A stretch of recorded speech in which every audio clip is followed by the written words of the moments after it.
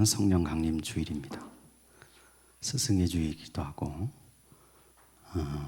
오늘 저와 여러분이 예배하고 말씀을 나누고 또 찬송할 때 그때 하나님의 성령께서 우리의 심령과 생각과 모든 인생을 다스려 주시는 역사가 임하시기를 간절히 소망합니다. 어떤 목사님의 간증을 먼저 소개하겠습니다. 목회를 하는데 그 교인 중에 열심히 신앙생활 잘하는 권사님이 있었어요. 근데 남편은 교수님입니다. 남편이 잘 안 믿어요. 그래서 자기 자녀들도 있는데 자녀들도 다 이제 예수를 믿게 됐고, 그래서 교회를 나오게 되는데 자기 남편을 막 이제 설득을 했습니다. 교회 가자고, 말씀 한번 들어보자고. 그래서 약속을 했어요. 그래서 나와서 그 교수님이 이제 와서 말씀 들었습니다. 예배 드렸어요.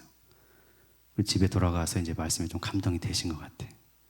성경을 좀 읽어보려고. 그 전에는 뭐 하나님이 어디 계시냐 이러면서 살았는데 성경 한번 읽어보려고 성경을 딱 펼쳤어요. 근데 참 이상하게 눈앞이 캄캄해지더라는 거예요. 그 옆에 신문이 있는데 매일 신문을 보시는데 신문을 볼 때, 책을 볼 때는 그렇게 잘 이해가 되고 읽혀지는데 참 신기하게 성경만 펼치면 글자가 막 왔다 갔다 하고 안 보이는 거예요. 자기 부인한테 그 얘기를 한 겁니다. 권사님에게. 권사님이 목사님께 전화를 해서 남편이 이런데 한번 와서 기도해 주시면 고맙겠다고. 그래서 나를 잡아서 목사님과 신방을 했습니다. 그 목사님은 시험해봐서 정말인가? 성경책 한번 읽어보시라고 그랬더니 못 읽는 거예요. 그 옆에 있는 신문 읽어보라. 신문을 또 잘 읽으시는 거예요. 야, 이게 사탄의 역사다. 이렇게 생각했대 목사님이. 그래서 예배드리면서 그 교수님 머리에 손을 얹고 정말 죽으라고 열심히 기도를 했답니다. 그리고 나서 예배를 마치고 성경 펼쳐서 한번 읽어보시라고. 그랬더니 그 교수님 그러시더라고요. 보이네? 그리고 성경을 또 잘 읽어가시더라는 거죠. 여러분, 저와 여러분의 삶 속에 이런 성령의 역사가 있기를 원합니다. 우리가 눈에 안 보이고 잘 몰라서 그러지 사실은 세상은 영적인 싸움 가운데 있어요. 사탄은 늘 그의 하수인들, 그들을 통해서 여러 가지 생각을 통해서 또 사상을 통해서 여러 가지 문화를 통해서 아니면 직접적인 자신의 영향력으로 예수 믿지 못하게 하는 일들을 합니다. 실제로 그래요. 실제로. 근데 저와 여러분이 깨어서 기도할 때 하나님의 성령 역사를 구하며 간구할 때 그런 모든 일들이 성령의 임재하심과 역사 가운데 다 물리쳐지게 될 줄로 믿습니다. 혹시라도 그 교수님처럼 자기 삶 속에 예수를 알게 하는 것을 방해하는 일들이 있다면 여러분 작정하고 기도하셔야 됩니다. 저와 여러분이 이 성령 강림 주일을 맞으면서 하나님의 영, 성령의 능력과 권능의 실질적이고 실제적인 역사를 간구하시기를 간절히 소망합니다. 성경에 보면 이제 오늘 성경의 사도행전 2장에도 성령께서 임재하시는데 어떤 모양이냐면 불의 혀처럼 불의 이미지를 가지고 성도들에게 임재하셨죠. 그 성경을 이렇게 들여다봤습니다. 불이라는 단어를 가지고 쭉 봤는데 성경에는 불로 하나님께서 세상 임재하실 때 그때 두 가지로 사실은 크게 나눠집니다. 하나는 심판입니다. 불심판이죠. 소돔과 고모라가 불과 유황으로 다 멸망했죠. 그리고 나답과 아비후도 아론의 두 아들도 그들의 잘못된 제사를 드리다가 불이 나와서 그들을 살라버렸습니다. 요한계시록에도 불입니다. 불심판이에요. 그러니까 하나님께서 역사하시는 불, 성경에 나오는 불은 먼저 심판의 불로 역사하십니다. 그런데 성경을 읽다 보면 그 불이 정반대로 하나님의 은총과 응답과 은혜의 역사로 불로 임하실 때가 있습니다. 그래서 그런 예들을 찾아보니까 7가지 정도가 있습니다. 자세히 보면 8가지 이렇게 되는데, 위에서 이제 하나님께서 하늘에서부터 떨어뜨리셔서 이 세상에 들어오신 불이라는 관점으로 봤을 때 한 7가지 정도가 있는데, 첫째는 언제냐면 창세기 15장에 나옵니다. 아브라함이 하나님을 만나죠. 그때가 언제냐면 하나님 말씀을 따라서 가나안 땅 들어온 지 한 10년쯤 지났을 때입니다. 자기 몸에서 태어날 상속자가 없으니까 그것 때문에 고민하고 있을 때 하나님께서 오셔서 네 몸에서 너의 상속자가 날 것이다. 하늘을 봐라. 그러면서 수많은 별들처럼 너의 자손이 많아질 것이다. 그렇게 약속하셨을 때 아브라함이 그 앞에 제단을 쌓고 하나님께 경배하죠. 그때 하늘에서 횃불이라고 되어 있는데 불이 내려서 그 제단의 제물들을 다 살라버린 이야기가 나옵니다. 응답의 불의 첫 번째로 나오는 불입니다. 그리고 나서 출애굽기로 넘어가면 출애굽기 3장에 사르지 않는 불이죠. 모세에게 소명을 주셨던 불 기억하시죠? 가시떨기, 광야의 가시떨기 위에 불이 딱 붙었습니다. 근데 그 불은 태워서 없애지 않아요. 신기해서 모세가 돌아가서 보잖아요, 그거를. 그래서 그 불 속에서 하나님께서 모세에게 내 백성을 애굽에서 데리고 나오라고 사명을 말씀하시죠. 이게 두 번째입니다. 세 번째는 언제냐면 출애굽기 19장입니다. 이스라엘 백성 모세가 데리고 왔어요. 호렙산에 왔죠. 그때 그 호렙산 시내산 정상에 빽빽한 구름들이 들어차 있는데 그 위에 불과 연기로 하나님께서 임재하셨습니다. 거기서 모세를 만나시고 계명을 주시고 규례를 주시고 성막을 다 만들라고 말씀하셨죠. 응답과 소명의 불입니다. 네 번째는 언제냐면 레위기로 넘어가서 아론이 제사장이 됩니다. 그리고 아론이 하나님 앞에 규례를 따라서 첫 번째 제물을 제사를 드립니다. 다 드리고 그 다음에 백성들 향해서 막 이렇게 손을 들어 축복합니다. 그때 하늘에서 불이 내립니다. 그래서 아론이 벌려놨던 그 제물을 다 살라버려요. 레위기 9장인가 그게 나옵니다. 그 다음에 다섯 번째 불은 언제냐면 역대하 7장에 솔로몬 왕이 처음 성전 지었을 때 성전 봉헌식을 하는 거예요. 성전을 다 아름답게 지어놓고 그 앞에서 다 하나님께 이거 올려드립니다. 그러면서 솔로몬이 정성스럽게 기도합니다. 하나님 이 성전을 보시고 이스라엘 백성이 죄를 지어서 다 끌려가서 다른 데 갔다가 하더라도 이 성전 보면서 기도하면 다 용서해 주시고 다시 돌아오게 해 주십시오. 간구했을 때 그때 하늘에서 불이 내려서 솔로몬이 버려놓은 그 제단을, 그 제물을 다 살라버리죠. 그것이 역대하 7장에 나오고 그 다음 여섯 번째가 뭐냐면 엘리야의 갈멜산입니다. 열왕기상 16장에 18장에 열왕기상 18장에 나오는데 엘리야가 그때 여러분 바알 선지자 450명, 아세라 선지자 400명 그들을 다 불러다가 갈멜산 정상에서 너희가 섬기는 그 바알이 참 신이냐 아니면 우리 여호와 하나님이 참 신이냐 하면서 대결하죠. 그때 엘리야가 제단을 딱 만들고 거기에 물을 갖다 막 붓고 그리고 하나님 앞에 막 간구했을 때 그 제단에 하늘에서 불이 떨어집니다. 그래서 그걸 다 살라버리죠. 그래서 하나님의 살아계시고 하나님의 참된 주가 되시는 것을 이스라엘 백성 앞에 다 증거하셨죠. 그리고 나서 일곱 번째고는 사도행전 2장입니다. 이 불은 살라서 없애는 불이 아니고 하나님의 성령이 불의 이미지로 불의 형상으로 내려오신 사건이에요. 그래서 이때가 언제냐면 예수 그리스도께서 십자가에 돌아가시고 부활하신 다음에 바로 승천한 게 아닙니다. 40일 동안 예수 믿는 사람들이 형제 자매들에게 나타나셔서 하나님 나라의 일을 다 말씀하시고 가르치셨습니다. 40일 동안. 그리고 나서 승천하시기 전에 거기 있는 많은 성도들에게 예수께서 말씀하신 거예요. 내가 지금 올라간다는 거죠. 그런데 내가 가면 하나님의 성령을 보내준다는 거예요. 위로부터 너희가 능력을 입혀올 때까지 성령께서 내리실 때까지 이 예루살렘 성을 떠나지 말고 기도하라는 거죠. 예수께서 그렇게 말씀하시고 승천하셨어요. 그걸 본 예수 믿던 사람들이 어디에 보입니까? 마가의 다락방에 보이는 거예요. 마가의 다락방은 상징적인 장소죠.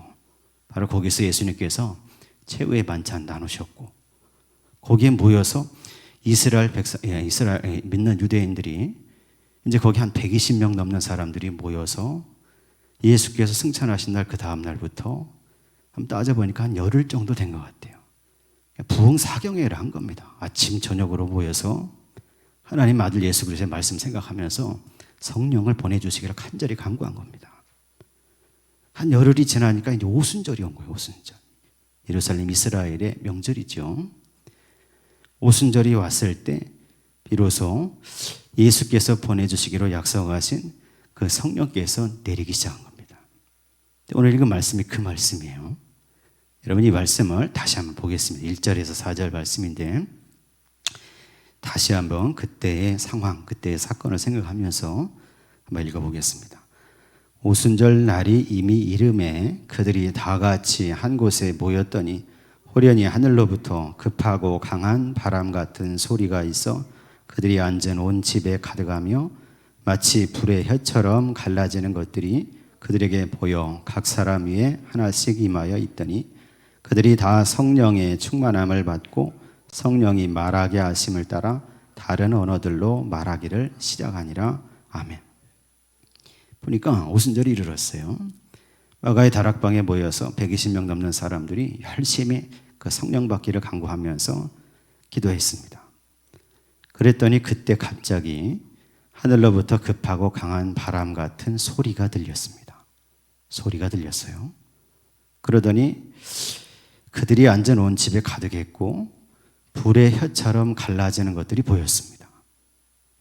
각 사람 위에 임했어요.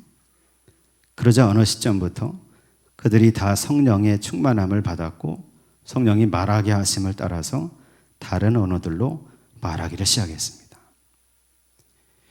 여러분, 이 성령 강림의 이 사건, 성령의 역사가 오늘 예배드리는 저와 여러분 가운데도 임하시기를 간절히 소망합니다. 교회뿐만이 아니고 여러분의 가정 가운데도 임하시기를 주의 이름으로 축원합니다. 여러분, 성령은 어디에 임합니까? 마음을 합해서 간구하는 사람들, 그 속에 임하는 거예요.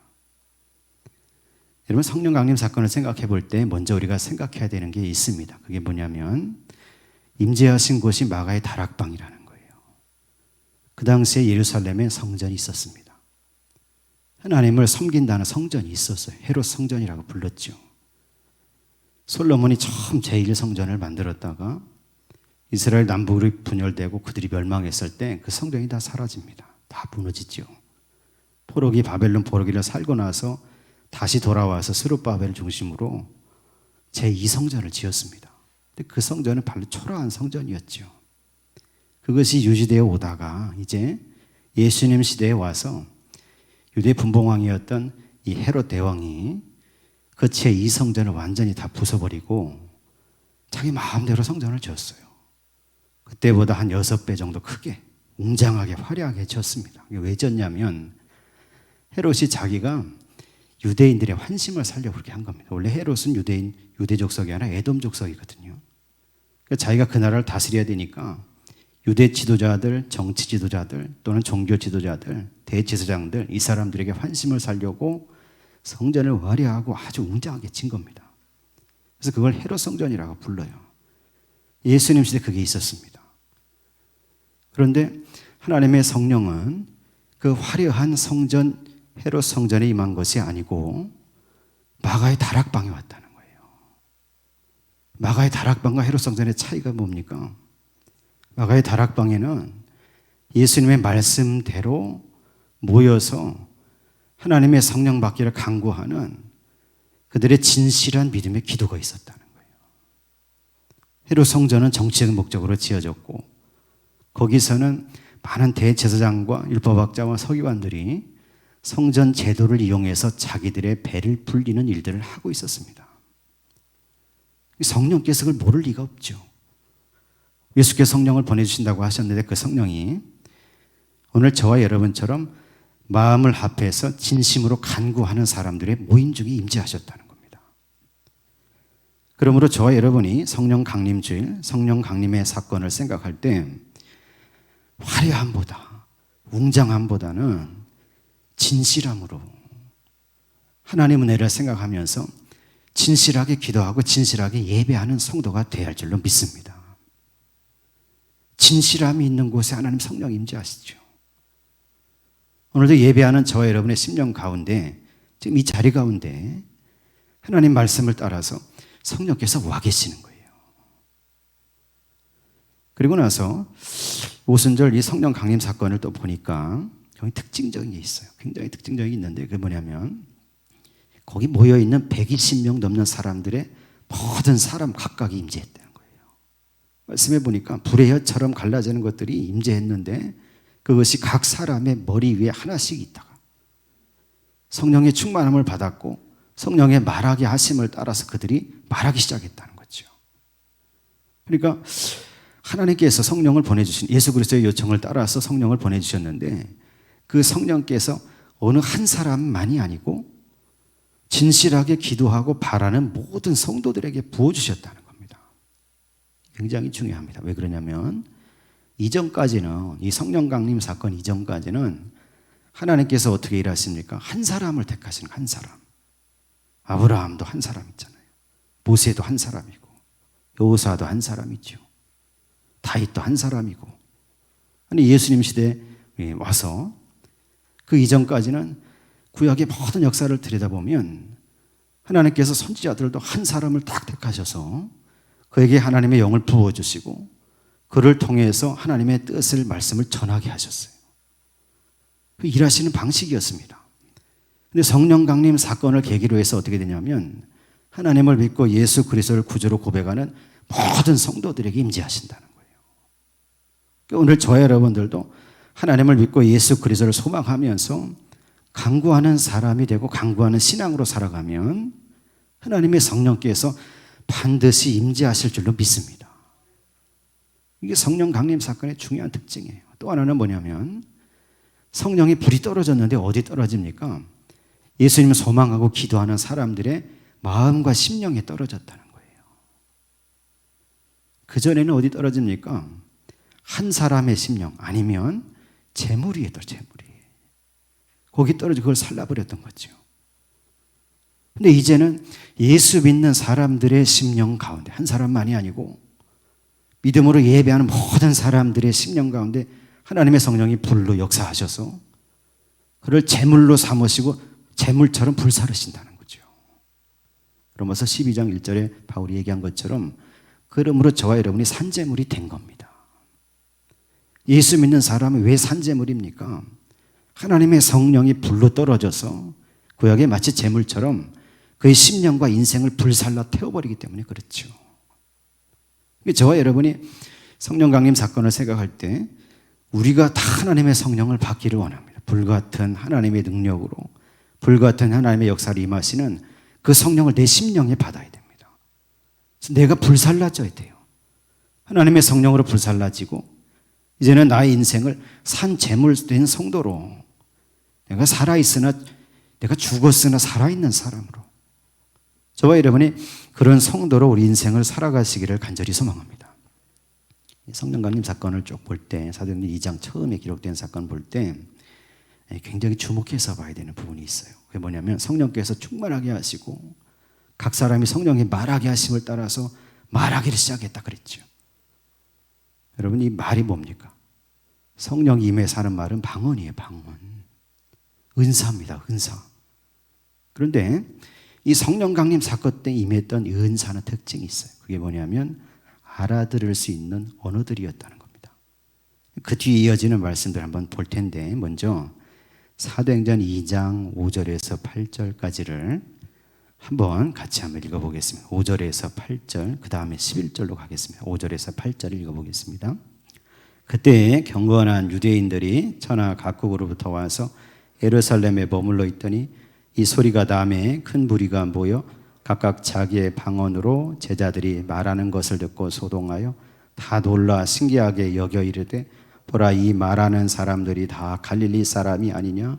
우리가 우리 각 사람이 난 곳 방언으로 듣게 되는 것이 어찌 됨이냐. 아멘. 11절로 가겠습니다. 그레데인과 아라비아인들이라 우리가 다 우리의 각 언어로 하나님의 큰 일을 말함을 듣는도다 하고. 아멘. 이 사람들이 하나님의 성령의 충만함을 받아서 성령이 말하게 하시는 대로 말하기 시작했습니다.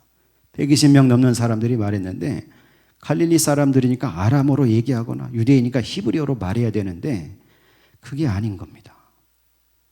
마가의 다락방에서 막 큰 소리가 나는 겁니다. 120명 넘는 사람들이 막 부르짖기 시작했으니 얼마나 크겠어요. 지나가던 사람들이 다 서서 보는 겁니다. 근데 그때가 오순절이었으니까, 절기였으니까 천하 각국에 많은 뿔뿔이 흩어져 살던 유대 사람들이 자기 지역에서 거기 경배하러 온 예루살렘에, 예루살렘 시내를 거닐다 그 소리를 들었던 거죠. 근데 신기하게도 그 소리 중에 내가 알아들을 수 있는 소리가 있었다는 거예요. 그 사람들이. 거기 있는 사람들이 각각 보여서 야, 이거 참 신기한 일이다. 저 사람들이 다 갈릴리 사람 아니냐. 그런데 우리가 각각 난 곳 사람의 방언으로 알아듣게 얘기한다는 겁니다. 근데 무슨 내용이냐면 하나님의 큰 일을 말함을 들었다는 거예요. 그러니까 이 사람들이 성령 받아서 자기 얘기한 게 아닙니다. 이게 성령 강림 사건의 굉장히 중요한 모습이죠. 성령을 받았는데 내 얘기를 한 게, 자기 얘기를 한 게 아니에요. 성령을 받아서 하나님 이것을 해 주십시오. 아니면 하나님 이렇게 되게 해 주십시오. 이렇게 얘기한 게 아니고 성령이 말하게 하셔서 하나님의 큰 일을 막 설명하기 시작한 겁니다. 그 하나님의 큰 일이 뭘까? 여러분, 이 사도행전부터 거슬러 올라가다 보면은 그 내용을 알 수 있어요. 그래서 사도행전 1장 3절 한번 올려주시고 1장 3절 말씀을 같이 한번 읽어보겠습니다. 그가 고난 받으신 후에 또한 그들에게 확실한 많은 증거로 친히 살아계심을 나타내사 40일 동안 그들에게 보이시며 하나님 나라의 일을 말씀하시니라. 아멘. 누가 하신 얘기면 예수께서 부활하신 다음에 40일 동안 뭘 얘기하셨냐면 하나님 나라의 일을 말씀하셨다는 거예요. 이게 뭐냐면 하나님의 큰 일입니다. 이게 사도행전 성령 강림 사건으로 연결되는 거예요. 그럼 하나님 나라의 일은 뭐냐? 거기서 또 거슬러 가야 돼. 어디로 가냐면 사도행전은 누가 썼습니까? 누가 갔었죠. 누가복음으로 갑니다. 누가복음 24장 맨 마지막에 46절에서 49절 말씀인데 한번 올려주시고 누가복음 24장 46절에 49절을 같이 한번 읽겠습니다. 또 이르시되 이같이 그리스도가 고난을 받고 제3일에 죽은 자 가운데서 살아날 것과 또 그의 이름으로 제사함을 받게 하는 회개가 예루살렘에서 시작하여 모든 족속에게 전파될 것이 기록되었으니 너는 이 모든 일의 증인이라. 볼지어다 내가 내 아버지께서 약속하신 것을 너희에게 보내리니 너희는 위로부터 능력으로 입혀질 때까지 이 성에 머물라 하시니라. 아멘. 예수께서 부활하신 다음에 부활하신 날 제자들이 모여있는 곳에 찾아오시잖아요. 너에게 평강이 있을지어다 말씀하시고 그때 누가는 이런 말씀을 하셨다는 거예요. 예수께서. 근데 거기서 무슨 말씀을 하셨냐면 그리스도가 고난받고 제3일에 죽은 자 가운데서 살아날 것과 그리고 그의 이름으로 제사함을 받게 하는 회개가 예루살렘에서 시작하여 모든 족속에 전파될 것, 이것을 말씀하셨다는 겁니다. 하나님 나라의 일, 하나님의 큰 일은 뭡니까? 이 두 가지입니다. 너희가 이것의 증인이라는 겁니다. 이걸 전하게 하기 위해서 하나님이 약속하신 성령을 보내주셨다는 거예요. 첫 번째는 뭐라고 했습니까? 여기 있는 것처럼 예수께서 고난받고 돌아가셨으나 제3일에 살아나셨다. 부활을 증거했다는 거예요. 부활을. 두 번째는 뭐냐면 예수 이름으로 제사함을 받게 하는 회개. 회개하고 제사함을 받고 구원에 이르러야 된다는 것을 예루살렘부터 모든 족속에까지 그것을 증언하기 시작했다는 겁니다. 하나님의 성령이 충만하게 임해서 120명 넘는 사람들 모였는데 그 사람들에게 하나님의 성령의 역사를 통해서 말하게 하셨어요. 하나님 나라의 큰 일을 말씀하셨는데 이 두 가지를 설명하는 겁니다. 지금 많은 거기 모여있는 이 이스라엘의 유대인들을 향해서 이 사람들이 각각의 그 사람들이 살고 있는 지역의 방언으로, 이 방언은 여러분 다이얼렉트예요. 지방말입니다. 그 지방말로 두 가지를 설명하는 겁니다. 예수께서 돌아가셨지만 그분은 부활하셨다. 하나님의 아들이시다. 또 하나는 예수 그리스도의 이름으로 예수를 믿고 너희가 회개하고 제사함을 받아야 된다. 이 두 가지를 성령이 충만한 마음을 받아서 이 사람들이 막 증언했다는 거기서. 이게 성령 강림 사건입니다. 그 사람들이 어떻게 생각했냐면 그 뒤에 말씀 이제 사도행전 2장 12절 13절에 보면 그렇게 얘기해요. 그 사람들이 이렇게 얘기합니다. 여러분 12절 13절을 같이 한번 읽어보겠습니다. 다 놀라며 당황하여 서로 이르되 이 어찌 된 일이냐 하며 또 어떤 이들은 조롱하여 이르되 그들이 세술에 취하였다 하더라. 아멘. 어떤 사람들이 이게 어찌 된 일이냐 막 놀란 거죠. 놀랍잖아요. 또한 다른 사람들은 어떻게 했냐면 이 사람들이 술에 취해서 그런다. 지금 술 취해 술주정하는 거다. 그렇게 막 얘기하는 겁니다. 성령의 감동을 충만을 받아서 막 그렇게 지방 말들로 막 자기들이 얘기하다가 베드로가 그 얘기를 듣고 딱 일어납니다. 그 중에서. 일어나서 그렇게 말하는 사람들 향해서 베드로가 막 설교하기 시작해요. 참 놀랍죠. 성령이 임해서 베드로에게 충만히 임하니까 베드로가 일어나서 오해하고 있는 사람들 향해 술 취했다고 막 얘기하는 사람들 향해서 막 설교한 거예요. 그 다음 내용이 그겁니다. 뭐라고 얘기했냐면 지금이 제3시라는 거예요. 제3시는 이제 오전 9시라는 거예요. 오전 9시. 그러니까 이 사람들이 기도할 때 한 열흘 동안 부흥집했는데 아침에도 모여서 막 기도했다는 거예요. 저녁에도 했고. 근데 아침에 오순절날 아침에 9시쯤에 지금 9시잖아요. 예배 주일날. 딱 이 시간대예요. 이 시간대. 이때 지금 제3시니까 9시니까 이 사람들 술 취한 게 아니다. 누가 아침부터 술 먹고 취한 사람이 어디 있냐는 거죠. 지금 이것은 선지자 요엘을 통해서 말씀하신 것이 이루어졌다는 거예요. 베드로는. 말세에 내가 내 영을 내 남종과 여종에게 부어주고 그러면 젊은이들이 꿈을 꾸고 그 노인들이 막 환상을 보고 그런 놀라운 일이 벌어질 것인데 그 요엘의 그 예언의 그 말씀이 오늘 여기 이 아침에 이곳에서 이루어졌다는 거예요. 베드로가. 그러면서 쭉 설명하는데 뭘 얘기하냐면 이 두 가지 얘기하는 겁니다. 너희들이 몰라서 예수 그리스도를 유대인들이 잡아 십자가에 못 박아 죽였지만 하나님께서 그를 다시 살리셨다. 부활시키셨다. 우리가 그 일의 증인이라는 겁니다. 증인. 그러니까 너희들이 어떻게 되냐면 예수 그리스도 이름을 믿고 회개하고 돌아와야 된다는 거예요. 이 두 가지를 막 일어나서 베드로가 막 설교합니다. 그래서 그날의 사도행전을 보니까 그 얘기를 들은 사람이 3,000명이 회개합니다. 이게 성령 강림 사건의 결과입니다. 예수의 부활을 막 증언해. 성령을 받아서. 성령을 받아서 예수 이름으로 받는 회개를 막 설명했습니다. 베드로가. 선포하고. 그걸 듣는 사람들이 마음에 찔렸어요. 그 사람들이 예수 믿겠다고 막 고백하고 돌아온 거예요. 3,000명이 그날 회개했다는 거죠. 이 사도행전이 증거하는 성령 강림 사건의 일이죠. 오늘 저와 여러분들도 성령 받은 사람들이 되시기 원합니다. 성령이 충만한 성령 받은 사람은 뭐 하는 사람입니까? 다른 게 아니에요. 두 가지 하는 거예요. 두 가지 증언하는 거예요. 증거하는 겁니다. 하나는 예수께서 부활하셨고 죽으셨으나 부활하셨고 하나님의 아들이시다. 이거를 내가 입술로 증언하고 내가 몸으로도 삶으로도 예수께서 부활하신 것을 믿는 사람으로 살아가는 겁니다. 두 번째는 뭐냐면 예수 그리스도의 이름으로 세례를 받고 회개해야 된다는 거예요. 누구의 이름으로? 예수 그리스도의 이름으로. 그 얘기를 말하고 그걸 내가 몸으로 살아가야 됩니다. 오늘 저와 여러분이 성령 충만히 받은 성도로서 그 일을 행하며 살아가는 성도들 다 되시기를 간절히 소망합니다. 마지막으로 한 가지만 더 말씀을 드리면 사도행전 3장으로 가면 놀라운 사건이 나오죠. 베드로 요한이 성전에 올라가다가 성전 미문에 앉아 있었던 그 걷지 못하는 사람을 보고 그게 가까이 갔더니 그 사람이 뭘 달라고 하잖아요. 그걸 바라보고 베드로가 얘기하죠. 눈을 딱 보면서 나에게 금과 은은 없으나 내게 있는 이것을 내게 주노니 나사렛 예수 그리스도의 이름으로 일어나 걸어라 하면서 오른손을 잡아서 일으키니까 다리에 힘을 얻고 그 사람이 일어났습니다. 거듭난 베드로가 성령의 충만함을 받아서 성령이 역사하시는 통로가 된 거예요. 그것이 그 사람을 고치는 일로 나타났습니다. 그 사건을 통해서 어떻게 되냐면, 아니 걷지도 못하는 사람, 40살이 넘은 사람, 40년 동안 걷지 못하는 사람인데 이 사람이 베드로의 한마디를 통해서 붙잡고 일어나니까 놀랍잖아요. 사람들이 막 몰려들어서, 구름대처럼 몰려들어서 솔로몬 행각에다가 베드로 요한을 딱 갖다 놓고 신들이 데려왔다고 이렇게 경배합니다. 신들이 데려왔다.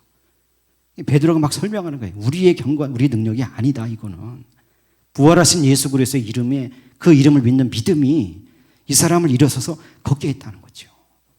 그 소리가 막 퍼지니까 유대 공회가 모였습니다. 이제 큰일 났잖아요. 자기들이 예수 그리스도 십자가에 못 박았는데, 죽였는데 그 제자인 베드로 요한이 나타나서 예수님처럼 막 기적을 행하면서 하니까 유대 공회도 난리가 난 겁니다. 갖다 놓고 베드로와 요한 앉혀놓고 다시는 예수 이름으로 증언하지 말라고 막 협박하고 위협합니다. 근데 그때 베드로가 어떻게 하냐면, 그전에는 두려워 막 떨었어요. 잡아 죽일까 봐 숨어 있었죠. 그런데 성령이 충만하게 임하고 그 성령 역사를 따라 살아가는 사람, 거듭난 사람이 되니까 그 앞에서 얘기하는 거, 우리가 당신들 사람에게 좋게 하는 게 좋겠습니까? 아니면 하나님께 좋게 하는 게 좋겠습니까? 우리는 이 이름을 증언하는 일을 멈출 수 없습니다. 오늘 저와 여러분이 성령 받은 성도가 되시기를 원합니다. 근데 성령 받은 성도는 어떤 사람입니까? 거듭나서 다시 태어나서 자기 입술로, 자기 삶으로 예수님을 증거하는 사람이 되는 거예요. 어떤 위협이 있어도, 어떤 어려움이 있어도 내가 믿는 예수 그리스도를 붙잡고 살아가는 성도가 되는 거죠.